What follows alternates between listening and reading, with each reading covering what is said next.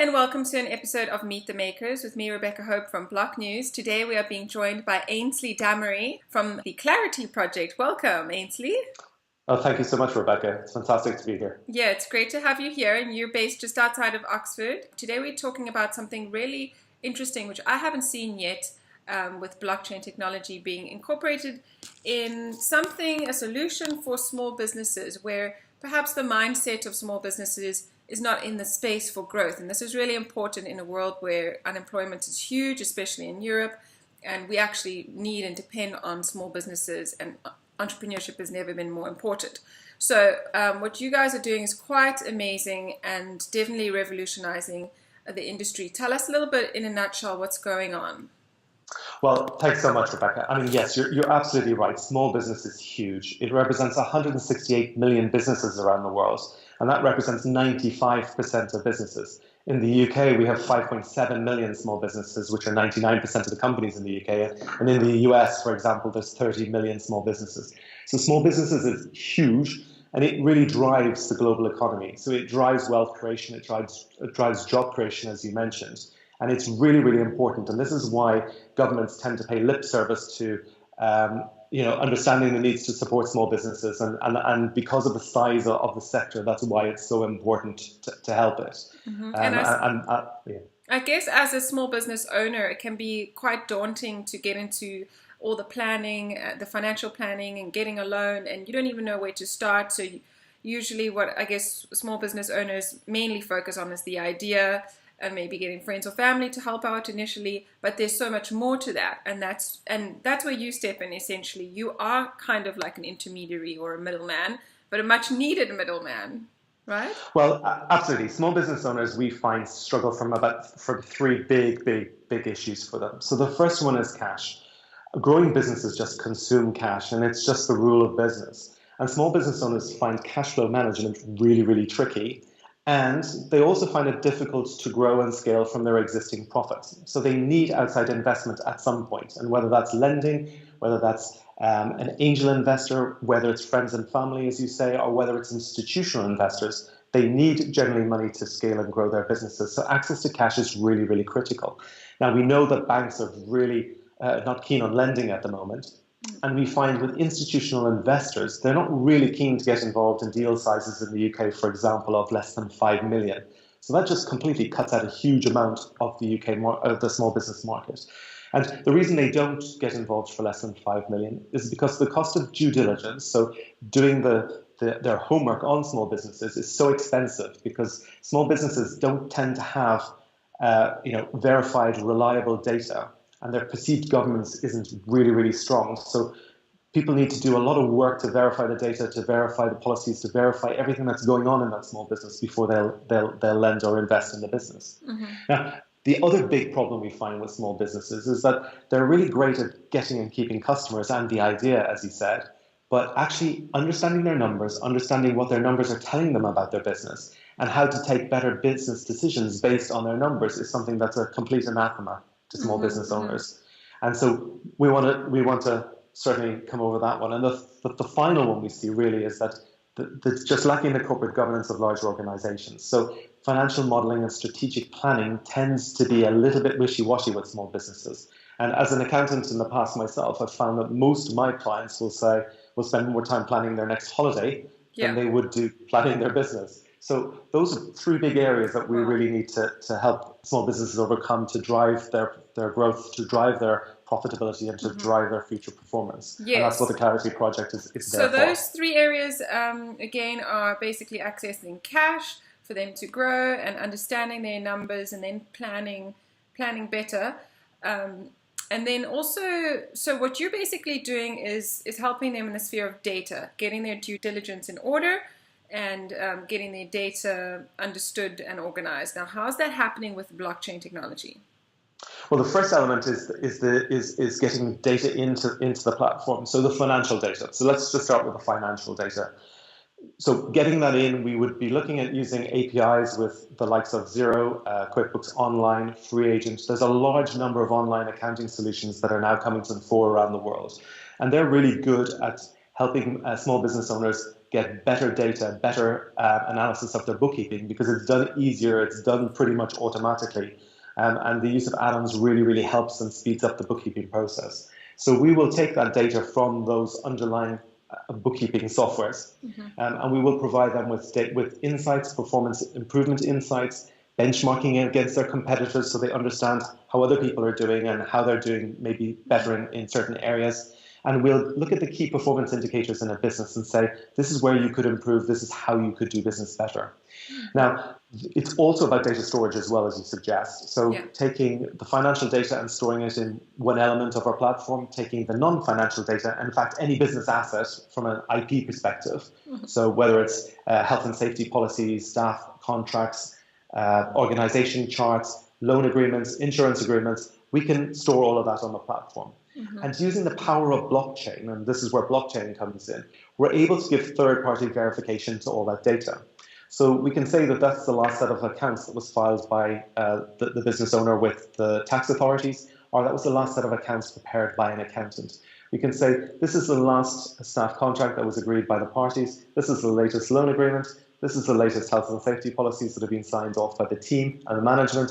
And so we can pretty much give third-party verification to a lot of the data that's held by a business owner. And so that increases trust and creates reliability and more reliability in that data. So that when you go for a loan, for example, you can already just open up 3 elements of your platform. So you can give access to your accounts, you can give access to your cash flow projections potentially, and you can give access to trends and analysis so the bank can better understand their lending position, and so are more likely to do business with you. If you were going for an institutional investor, you could open up other elements of the data room, and effectively, if you're going for a sale, you could open up the whole data room, and it would really speed up the cost of due diligence, or the time taken to do due diligence, and would reduce legal fees for you, but more significantly would reduce the work needed by a purchaser or an investor, and so that would really dramatically reduce their costs. And would help you grow, scale up, and improve your systems, your internal systems. Absolutely. Yeah. So it's massive. I mean, that's why we called it a project, because it's not just one simple thing here. This is a big, big project, a big plan. So let's talk about that and entering the market. So you say there are 168 million small businesses worldwide. Where are you planning on starting? In the UK, I'm guessing? Absolutely, because we know the UK market really, really well. The 4 founders are all qualified chartered accountants. They've run many businesses themselves, sold many businesses, and been involved in advising hundreds of business owners around the world. So we have a really, really good understanding of business, small business, and particularly small business in the UK. We're talking to a large number of accounting networks and accounting groups, because we see accountants still as an integral part of a small business owner's arsenal. It's all very well us giving data analysis and performance improvements insights, but a small business owner is so busy doing the do that they really need help from an outsider to just prod and poke them, to be an accountability stick, to be a sounding board, and to just be there as a trusted friend, an intelligent friend as such.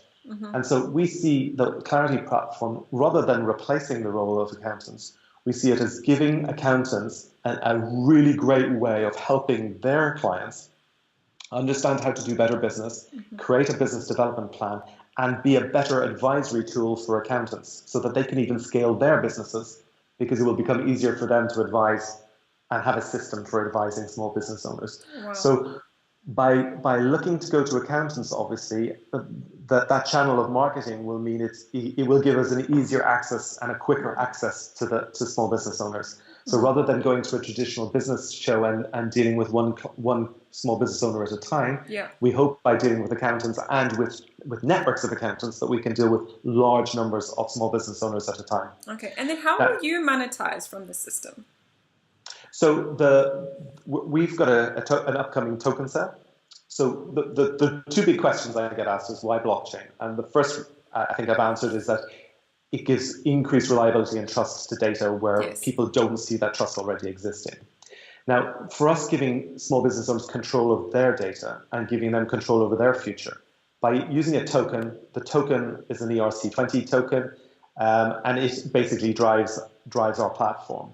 And we want to take control over our business and our future too. And it's control in a good way, we think. Because we've got long-term plans, and this is a big vision and a big project, we didn't really want to go down the traditional funding routes of venture capitalists, because we would then probably be subject to 3 and 5 year targets. Yeah. We would be subject to targets and cost of acquisition of a customer, and we may be making decisions that are not in the best interests of our community or of the project, because we're having to meet short-term exit strategies of other people. Mm-hmm. So this is why we issued a token, and basically it's a utility token, and it drives the platform. To get access to our platform, you will need to use the Clarity token. Okay, and so then, so how will you monetize from? I mean, in the future. So yeah, initially you're running your ICO, and then how are you planning on monetizing? Is it through transactions or through bank loans approved? Absolutely. So there will be a monthly subscription fee based on tokens that will be needed for small business owners. So to get access to the platform, they will then need to use tokens to get access to their monthly subscription. We also want to get institutional investors and lenders involved on the other side of the platform, because they're looking for business. They are not looking in the small business sphere at the moment because they're slightly scared of doing business in that sector. But if we can bring them in and show them how the data is more reliable, they can see trends and analysis, and they can look at sectors that they're interested in and see who are the good performers in those sectors. And then we can reward small business owners for actually releasing their data and getting involved with the institutional investors. So they can keep control and release data in a controlled way as and when is needed.